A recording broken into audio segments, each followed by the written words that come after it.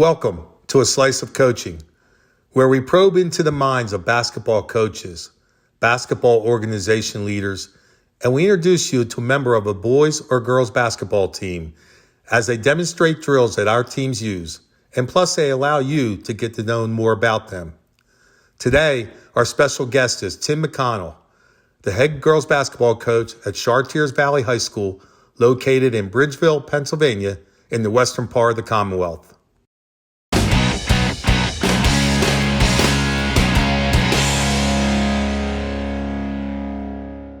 Coach Talley, it's good to see you. Haven't seen you in a little while. How's your summer going? Coach, we've been on a little bit of a hiatus here, but it's good to be back. It's good to see you again. Hoping to get in that gym soon, but excited to talk to our guests today. But glad we're back at it. Yeah, it would be nice to get back in the gym real quick. I know our girls been out doing workouts out in sand volleyball turf out in Mandarack Park with Coach Moley.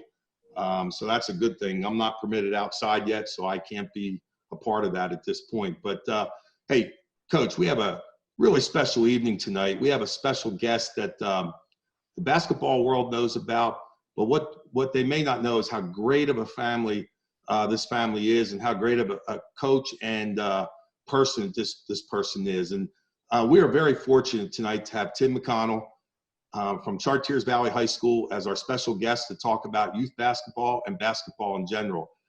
Just to give our viewing audience, which coach is growing each week, a little information on Coach McConnell. He's a graduate of Seton LaSalle High School and Waynesburg College. He was the team captain of the 1982 WPIAL, that's WPIAL championship team, and PIAA state championship runner-up team at Seton LaSalle. He was the team captain on the NAIA tournament team and holder of game and season records for assists at Waynesburg College. He's coaching 27 years, Coach, 27 years at Chartiers Valley, the first 25 with the boys and the last 2 with the girls. He is the fastest coach in the WPIAL history to reach 500 wins.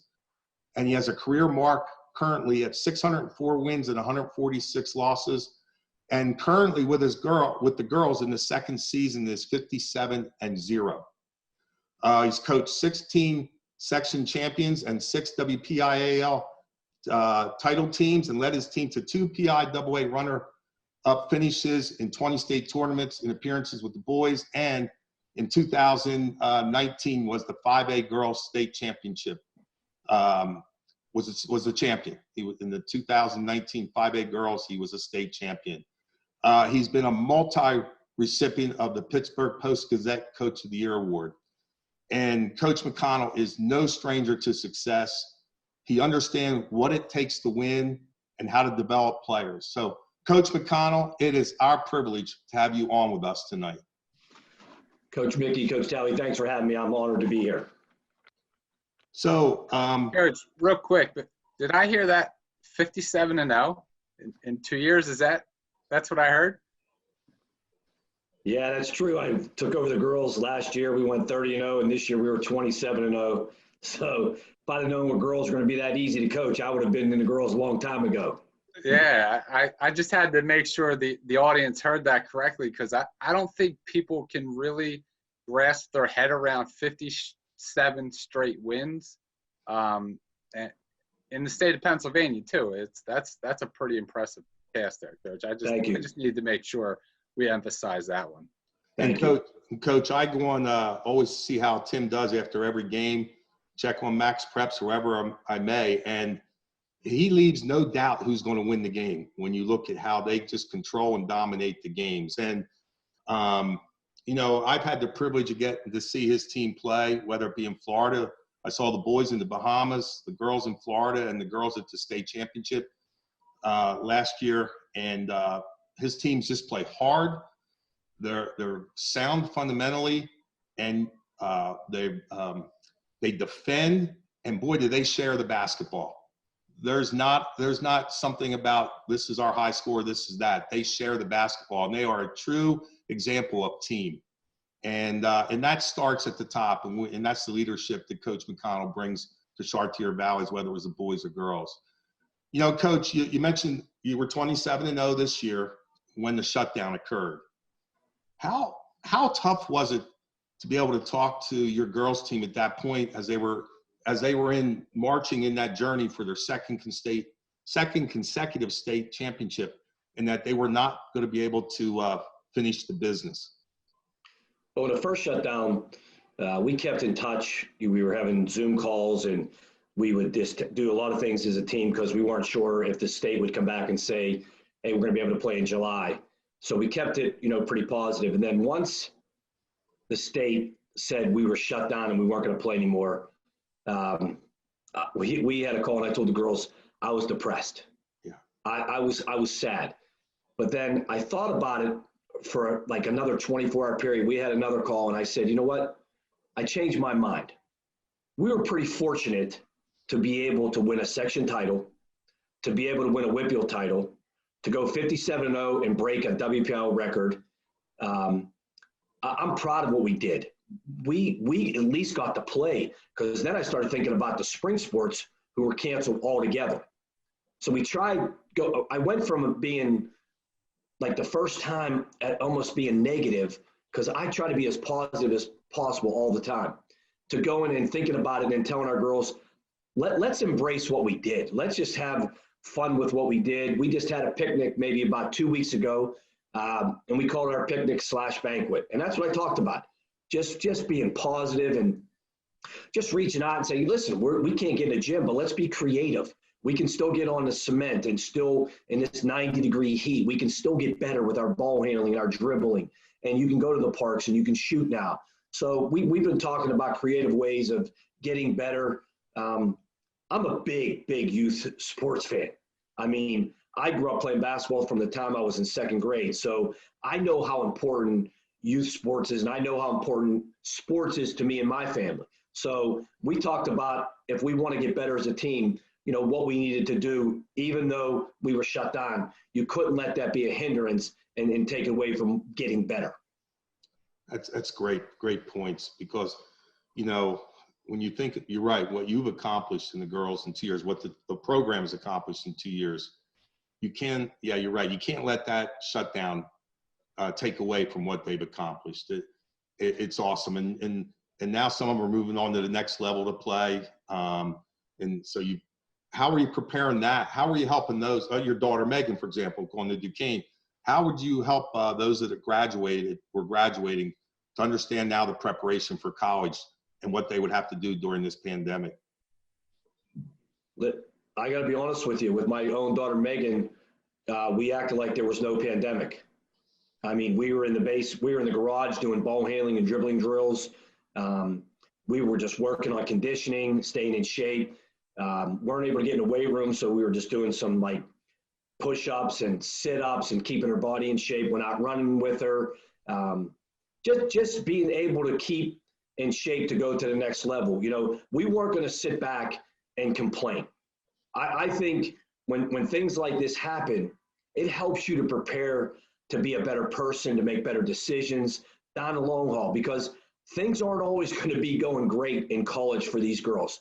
They're going to find obstacles. And if they sit back and complain now, as soon as an obstacle comes, they're going to start calling home saying, I don't like it. I don't want to be here. This is too tough. But I think if you can fight through things like the pandemic and obstacles, then college is going to be easy for the decision making they have to make.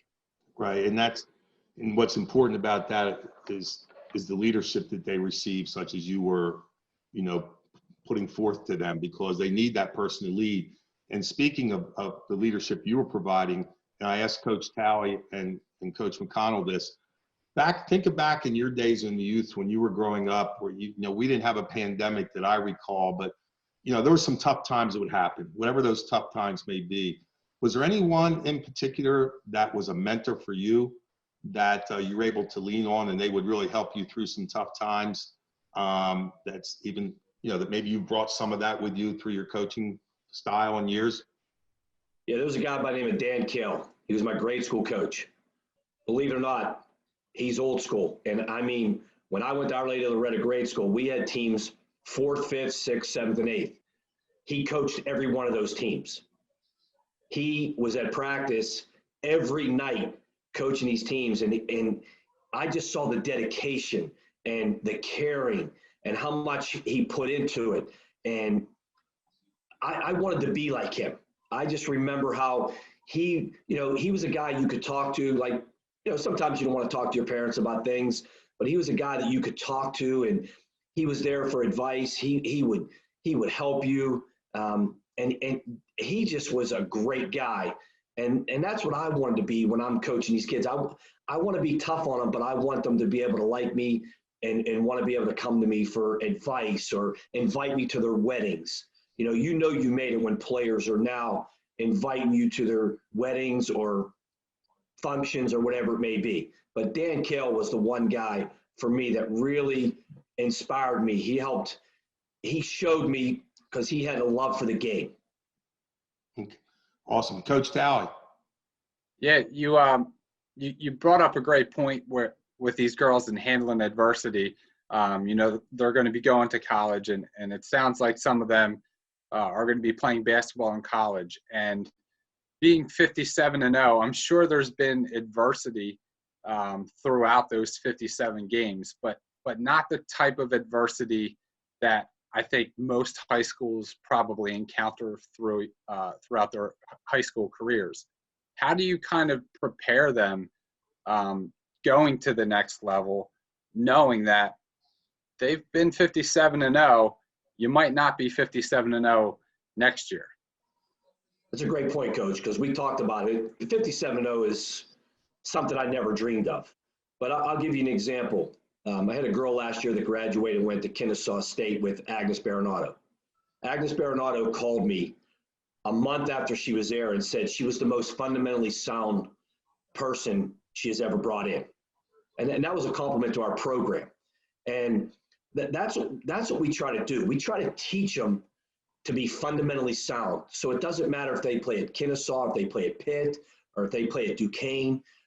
If you're fundamentally sound, if you can handle it and you can shoot it, and you have great footwork, and you can catch and you can pass, you can play in any system.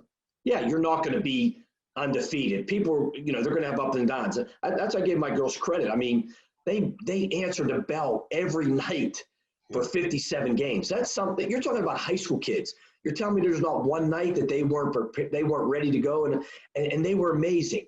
But I keep telling our girls, when you go to college, it's not going to be like that.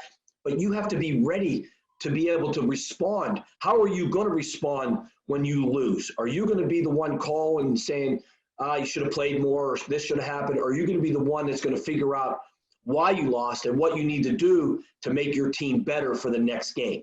And that's what we try to teach our girls going to the next level, and for our team. I mean, when I get a coach coming into our workouts and they say, wow, we really enjoyed your workout, we're going to use some of these at our practices, it makes me feel good, because I know our girls are getting prepared to be able to go to the next level.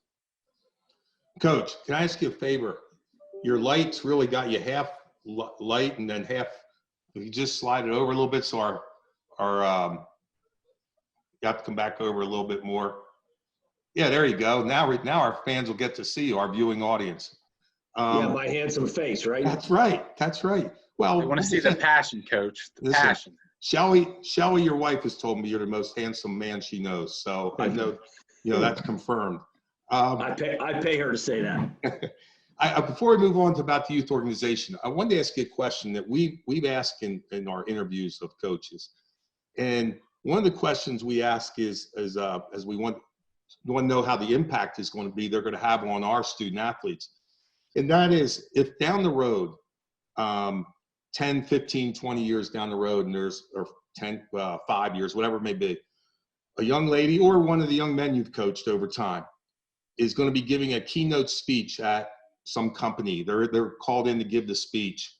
And a lot of times, keynote speeches, they're talking about their life progression and the experiences they've been through. But they get to that point where they're going to talk about their high school basketball career and the difference it's made. What is it that would make you feel good or validated to know that you had an impact and touched them? What is it that you would want them to say? I think it would be important if somebody was giving a speech, if they were talking about their high school career and they played for me, that they would say that he taught me how to be a better person. He taught me how to be a better teammate. He taught me how to be a better player. You know, I want people to have goals. I'm goal oriented, but I would want them to say that the team was the most important thing. That he wasn't worried about who scored the most points. He wasn't worried about whose name was in the paper. He worried about the whole team overall and teaching us to be better players, but number one, to be a better person. That's fantastic. And and that's what you are. That's the impact you've had, and you still have. Well, let's move on to youth basketball, Coach Talley. And the first question I just wanted to ask Coach McConnell is, it might be a very simplistic question, but what's the purpose of a youth basketball? We have 1,400 young people in our youth basketball, about 800 and 600. And correct, Chris? Yeah. 800, I think it's 600. actually, I think it's closer to 1,600 now with, Okay. but yeah, we have a lot. So we obviously know out of 1,600 players, not everyone's going to continue with that sport or become the next Michael Jordan or the next TJ McConnell, whatever it may be. But what would be the purpose in your eyes of a youth basketball? It's a great question. Like I said, I grew up playing basketball. I'm a youth basketball guy. When I look at youth basketball, I think the most important thing is for people to get involved to build that spark, to build confidence. I think in a youth basketball, you know, it's to build that fundamentals. It's not about in youth thinking you're going to be the next Michael Jordan. It's just trying to be your best. I don't worry when I look at youth sports. I don't worry about the wins and losses. I don't like when I hear people get cut in youth sports, because you never know who's going to be growing or maturing when they get into 8th grade. And when that kid doesn't play in 4th grade, he goes home and says, this wasn't any fun for me. I think the more you can develop and teach and build confidence in kids, I think you'll see a difference. They may not stick with basketball, but I'm just talking about youth sports will help them to be able to function and prepare themselves for when they go to high school and when they go to college and when they become adults. They'll be able to be more confident in themselves. So, Coach, it sounds like he's been in some of our roundtable discussions with the that. youth, yeah. And the people out there that know us probably think we're paying Coach McConnell to say some of the things that we believe in. So to hear it from somebody else, you know, on the spot, you know, that means a lot. Thank you. Our youth league starts in 1st grade and goes up. They actually now have a senior division for a lot of the high school kids that don't make the basketball team or don't want to play. And I know Coach Talley has been there. I've been there to watch some of the games, and it's amazing. It's just awesome to see the competition and how excited those kids get for that, the high school kids as well. But with that idea with 1st grade up to the high school, what do you think the progression should be or the focus should be on, whether it's skill, concepts, offense, or defense? Where do you look at the first thing 1st graders, 2nd graders, 3rd graders, 4th graders, whatever, should work on? And then take us up the line in progression. Great question again. Well, I run a lot of clinics for youth, and I think the most important thing when you're talking about a 1st, 2nd, 3rd, maybe even 4th, some 4th graders, the ball handling, the dribbling, the passing, the catching, the footwork, those are the most important things. Just think about this. You're asking a 1st grader to shoot on a 10-foot hoop, the same hoop that the pros shoot on. When you work out with young kids, if you're going to work on shooting, we need to lower the hoops. And they were building a new gym at Char Valley 2 years ago. One of my biggest things was we need to get hoops that are adjustable. So when we put our young kids in the gym, they're not learning bad habits of just throwing it up to the basket. Fundamentals is the most important thing in basketball. You have to be able to shoot the ball correctly. You have to be able to dribble the ball. You have to be able to pass the ball and catch. And I'm talking about if you would come to our practices in high school, we work on fundamentals every day. We do 2-ball dribbling drills. We call our racetrack, where we do all our dribbling drills. We have to be fundamentally sound. If you're fundamentally sound, no matter where you play, I don't care where you go to school, you're going to be able to fit in. It just was I talked about it before when Agnes called me about my girl that went to Kennesaw. She was fundamentally sound and she fit right in. If you can't lower the hoops, I hate seeing those kids shooting on 10-foot hoops because they're throwing it and they get those bad habits. I always use this as an example. Kid's playing basketball for 5 years. He's shooting incorrectly. I want that kid to go home and find somebody who smokes, which is one of the worst habits you can find, and ask them to stop smoking right now. And I say, what would that person say? And he say, no, I'm addicted to it. I can't stop smoking. Well, you're addicted to your bad shot, and it's hard to break a bad habit. So with young kids, we want to be able to build those habits in the beginning. One of the worst things for the young age is the three-point line. I walk into a gym and I see kids walking in there in 4th and 5th grade. Their first shot is from the three-point line. They should be warming up in the paint, working on their form. And as their form gets better, then they progress back to the foul line and then progress back. But these kids, they watch these pros shooting three-pointers and they watch these colleges, and that's what they think. But if I could give any advice to anyone in the youth programs, the more fundamentally sound you are, the better basketball player you're going to be. I promise you. You got to work on your handle. The better you dribble it, the better you handle it, it will make you a better shooter. It will make you a better passer because you'll be able to, when coaches start getting into the progression of maybe in like, I coached an 8th grade team one year. It was maybe like 6-7 years ago. They couldn't run an offense because they didn't know how to catch the ball. They didn't know how to square up and get a triple threat position. They didn't know how to cut right. So we had to go back and do all of that. When you can teach youth to be fundamentally sound, that's the best thing you could do for players. And then when you get into high school, even if there's kids that don't want to play high school basketball and they want to do it for fun, still you want to be able to teach them to play hard and play the right way and make sure you're sharing the ball and you're shooting the ball the right way, you're passing. In the youth, I think you should teach them to play man-to-man defense. I don't think you should be allowed to play zone defense. I think you can't worry about wins and losses in youth sports. You got to worry about developing kids and teaching them and build confidence. If you look at coaches that coach in the youth, it's the guys that do it the right way that have a long term with these people and people come back to. It's the people that are too worried about winning that are in it for maybe 1 or 2 years and then they move on to something else. Don't worry about winning. Let's worry about getting better. And I talk about this all the time, getting skilled. The more skilled you are, the better you're going to be.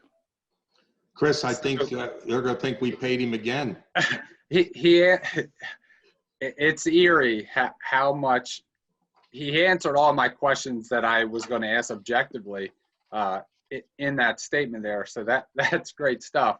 One of our big initiatives this year, not this year, but for the past couple years, is changing the structure of the practices at the youth level, specifically on the travel teams on the both girls and the boys side, where me personally, they practice twice a week.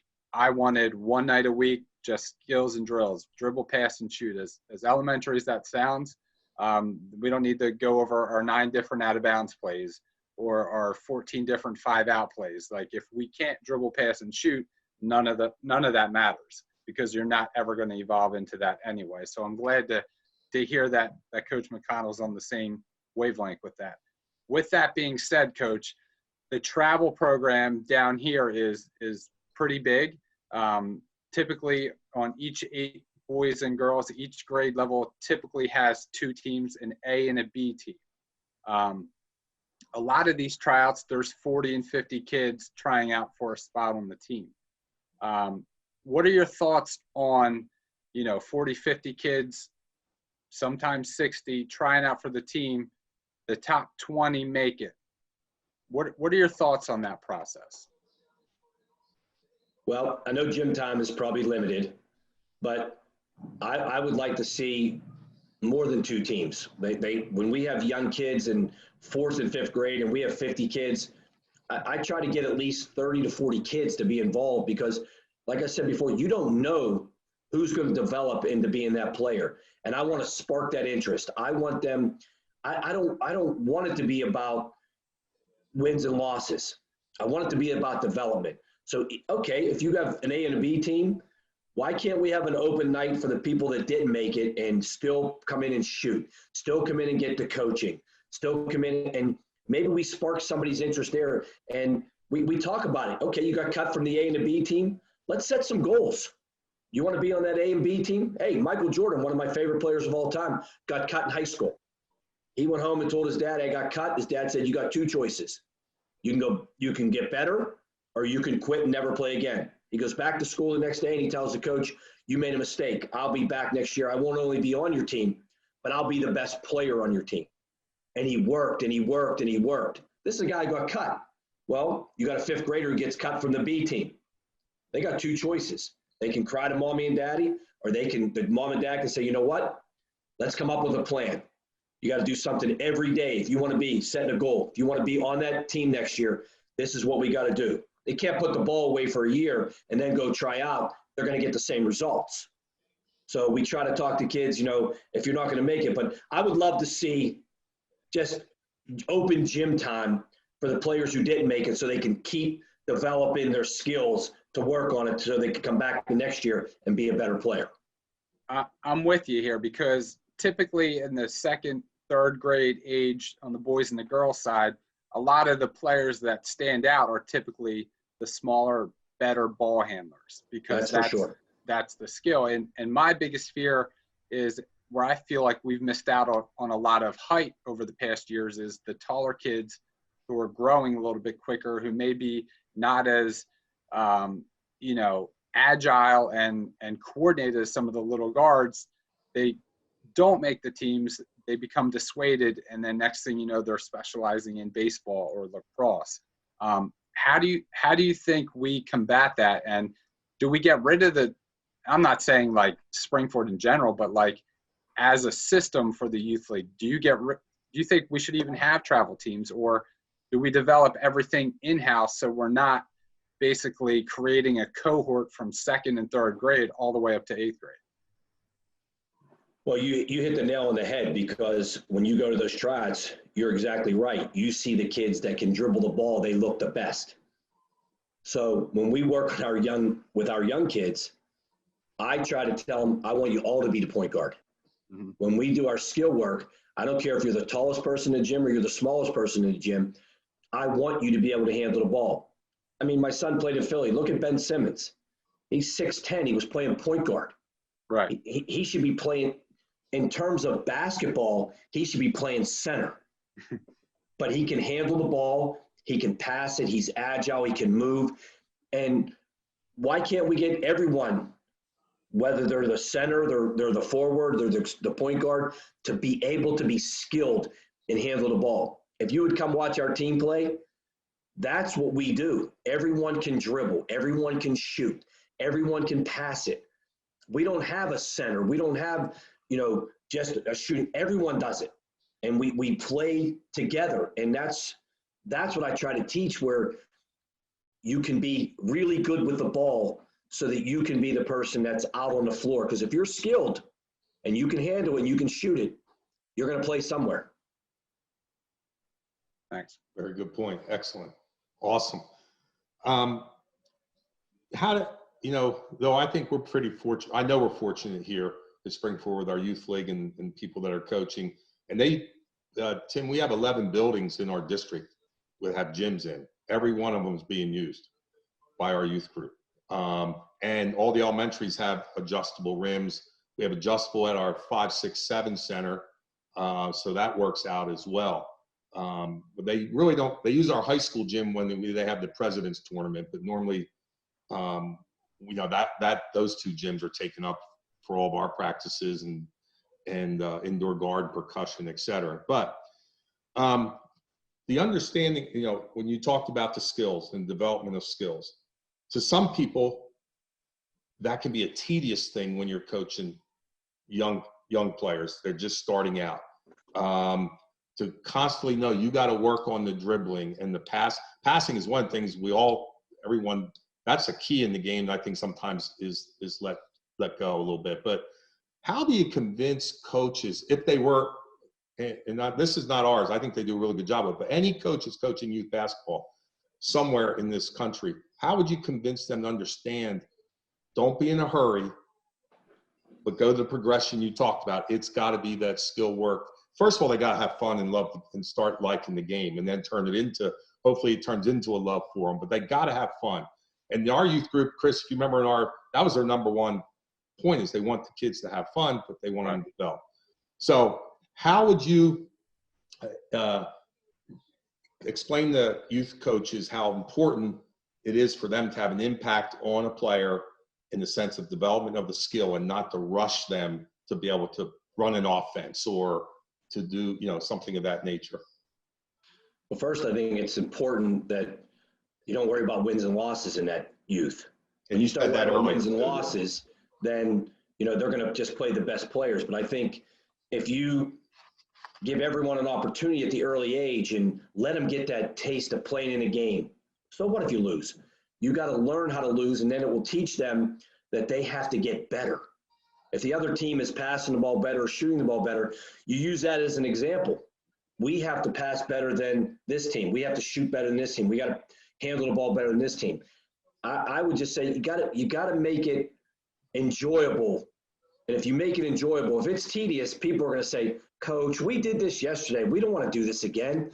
But if you do come up with creative drills and just have contest, when you have layups, instead of doing layups, make it a contest. Put a cone out there and put everyone at the 6 baskets.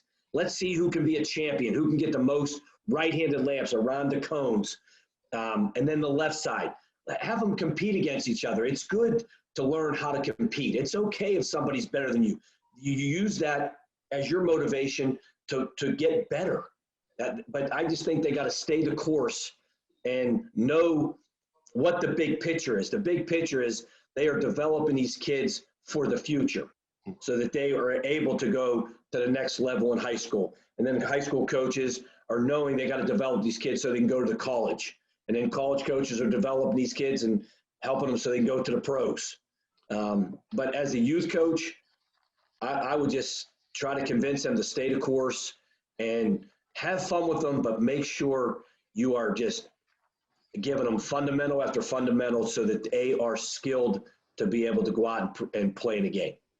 One of the things that our youth changed, Chris, I may not know how many years ago, but in the younger group, they went to 3-on-3.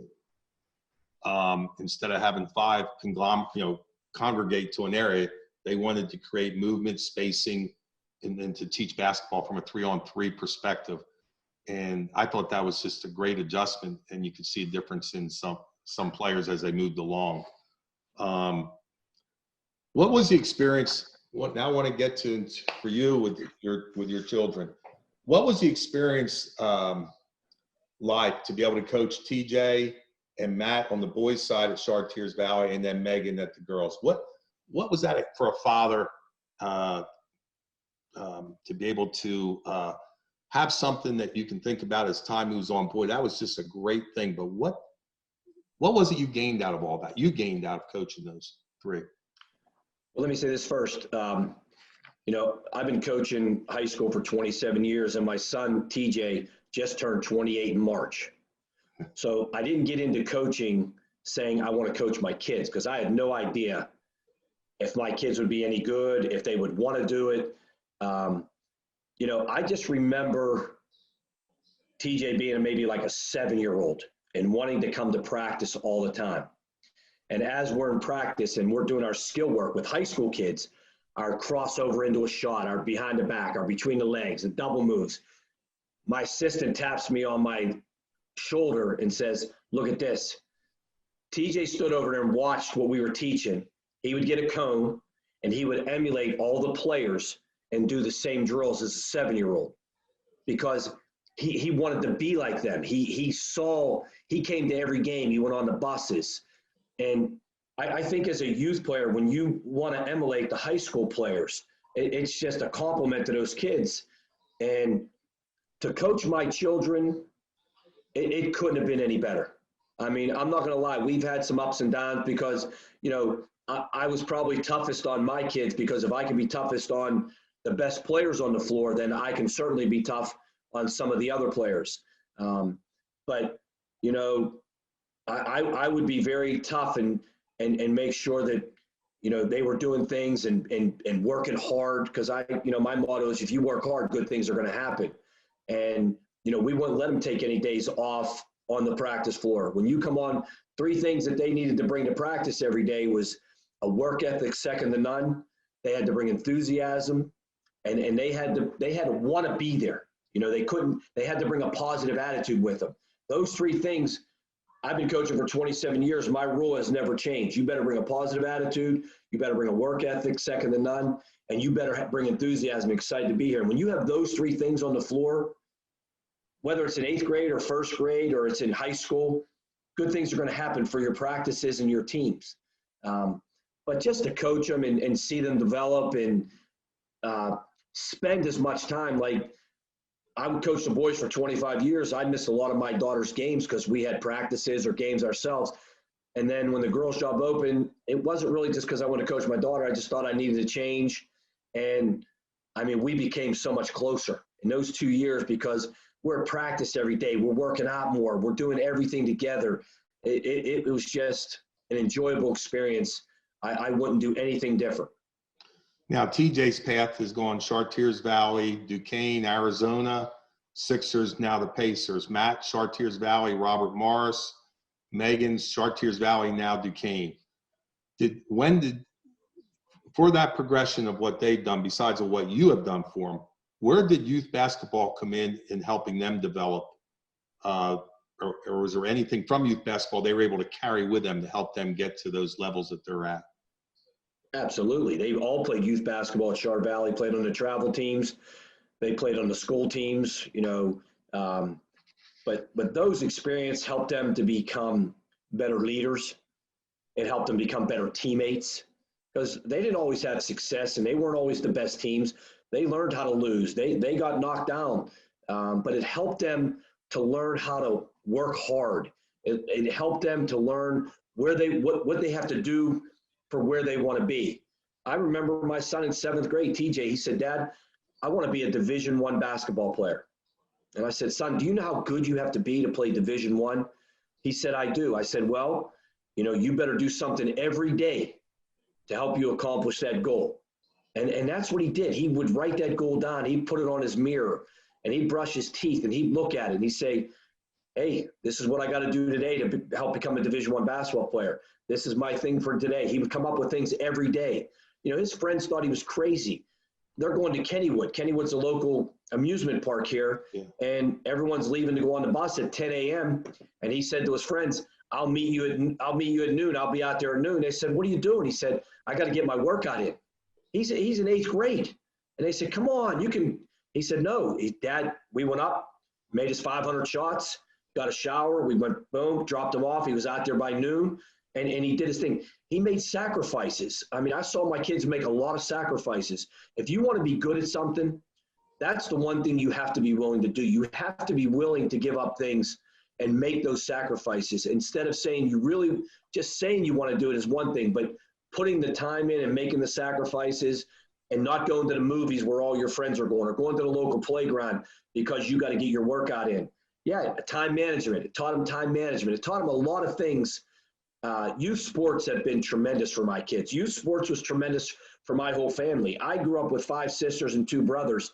We all played youth sports, and it helped us, you know, to be better family people, to be better friends, to be better workers.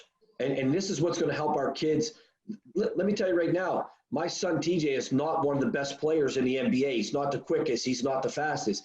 But I'm going to tell you right now, he's one of the most fundamental, and he's one of the most smartest players. And that's how he got himself in the NBA, because of youth sports and learning what he needed to do to make himself better, to learning what to do to get to the next level. Always, you know, and time management and work ethic.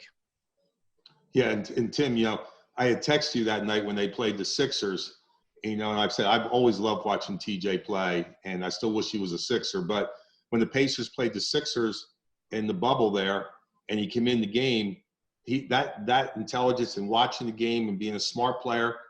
Remember, he made those 2 quick steals, made a great pass on an assist.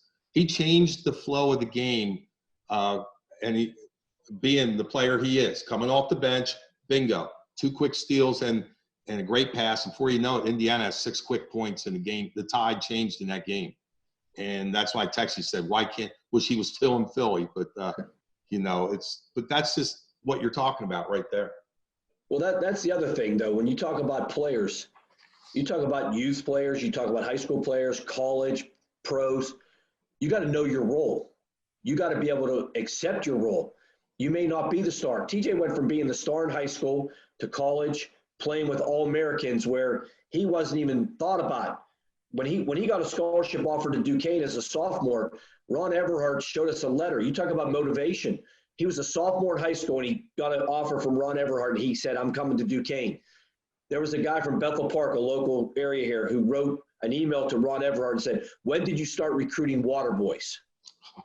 So TJ was like 5'8", skinny as can be, but we left Ron Everhart's office. We came home, and you talk about motivation. He said, I'll show them water boy. That helped propel him to become a better player in high school as a junior and then as a senior. And then he went to Duquesne. And when he was at Duquesne, he was having a great career. We're sitting at the Civic Arena watching Ohio State play with their point guard. Aaron Craft. Aaron Craft. Yeah. And he says to me, Dad, that's what I want to do. I want to play at a higher level. I want to go to an NCAA tournament. I want to transfer. I said, whoa, what are you talking about? You just were like first team all defense. You were a rookie of the year in the Atlantic 10 last year. I said, you're having a great career. He said, I want to go higher. So it helped him to have the aspirations to always want to be better.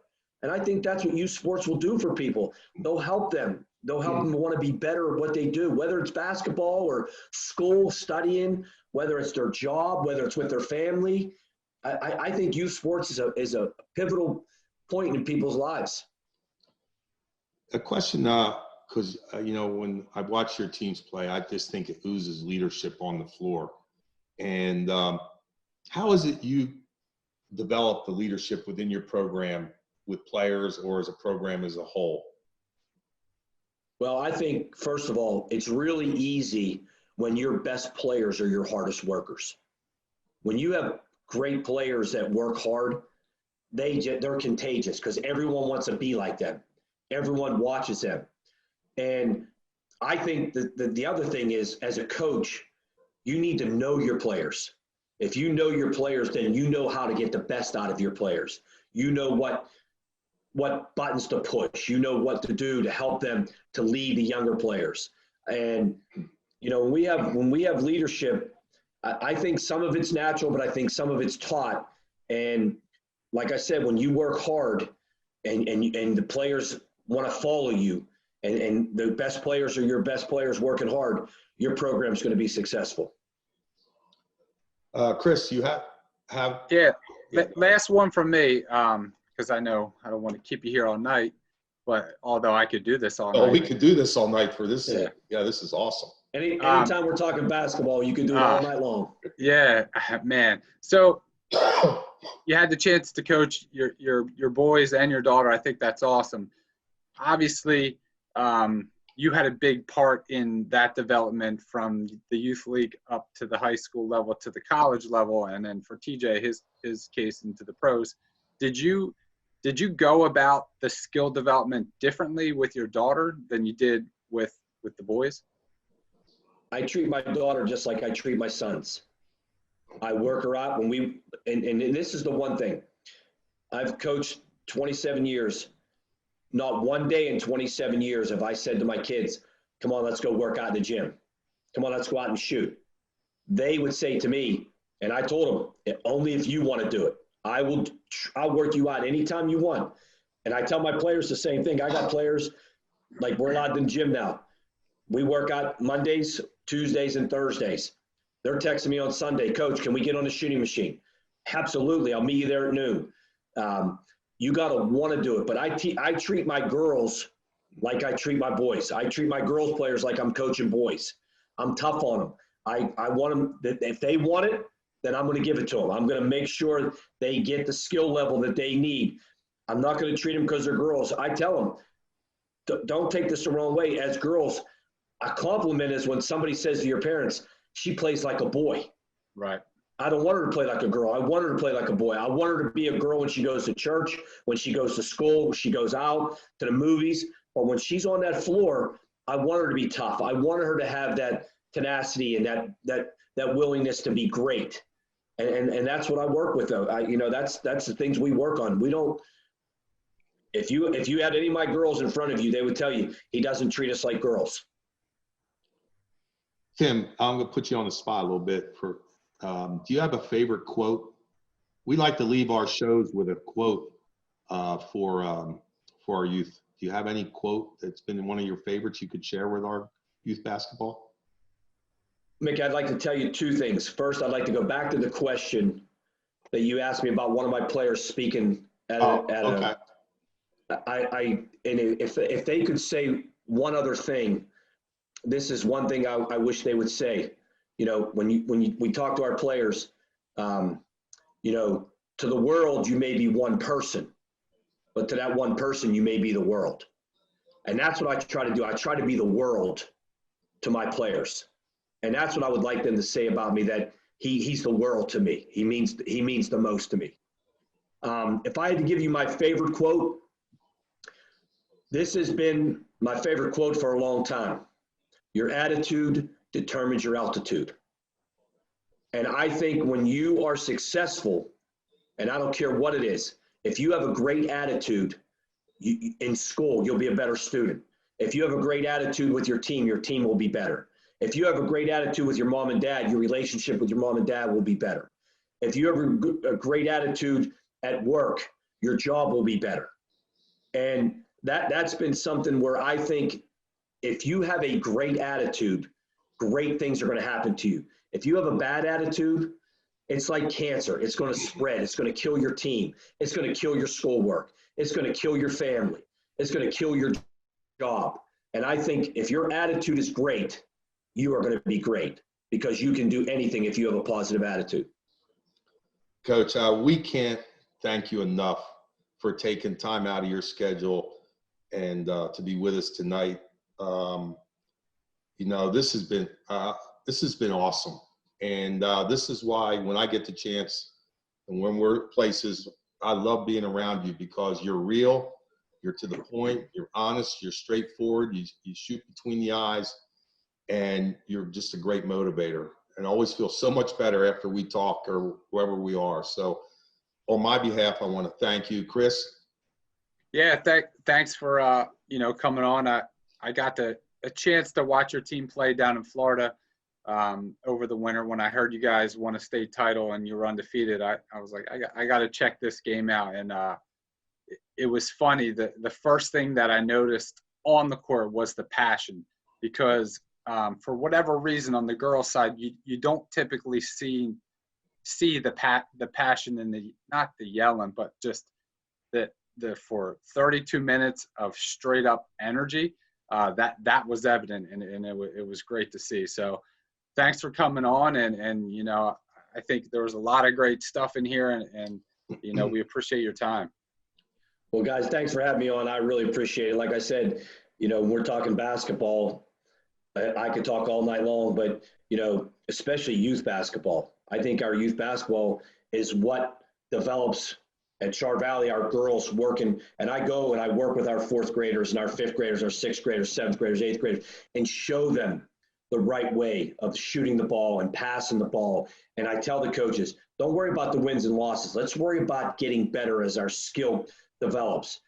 I know everyone wants to win. You're human if you're not human if you don't want to win. But don't make that the ultimate goal. Let's work on getting skilled to be the best player you can, so you can go to the next level and help the high school coaches be successful. And then that coach will help you to get skilled so that you can develop and get yourself a scholarship and get an education for free because of a basketball. That's the most amazing thing. I mean, my three kids all 3 of them got full scholarships and didn't have to pay 1 penny to get an education. Think about that concept right there. Yeah. The Robert Morris, Duquesne, Arizona. I mean, you're talking $50,000 a year for a kid to attend Duquesne University. And my daughter's going to go there for 5 years, and because she's already redshirted her freshman year, and they're going to pay for that and then pay for another 4 years, and she's going to get a free education and a master's out of that. I mean, because of a little round ball that she became good with at a young age. And that's what those youth should be trying to do. Get better with the ball so that they get a free education. You know, to our youth players and our youth organization and the parents out there, I hope you've enjoyed this time in this interview with Coach McConnell, because you're seeing a man who makes a difference not only in his family, but he wants to make a difference with others. And he's done that throughout his life. And that's why he's a success, because he realizes it's about making a difference and making an impact in people. So, Coach, again, we cannot thank you enough for this special night for us. I can't wait till we publish this and get it up on YouTube, and we'll send you the link out there too. So, thank you. I'd like to. Can I just say one more thing? Absolutely. You know, I didn't turn the light on here. I apologize, but this is my son behind me, and on here it says, "All dreams are crazy until they come true." Everybody dreams of being in the NBA. Everybody dreams about being in the WNBA when they play sports, when they play basketball. If I told you that my son TJ told people he wanted to play in the NBA, every person told him, "You're not big enough. You're not good enough." Please don't let people tell you you can't do something. The mind is a powerful thing. If you really believe in yourself and you're really ready to make sacrifices and you want to do it, you can do anything you put your mind to, because there's living proof right here behind me. Thank you, Coach. Chris? Yep. Thanks again, Coach. And this was a special edition here, Coach McDaniel. Looking forward to next episode, and everybody get in that gym. The season's coming soon. Thanks again, Coach. Thank you, guys.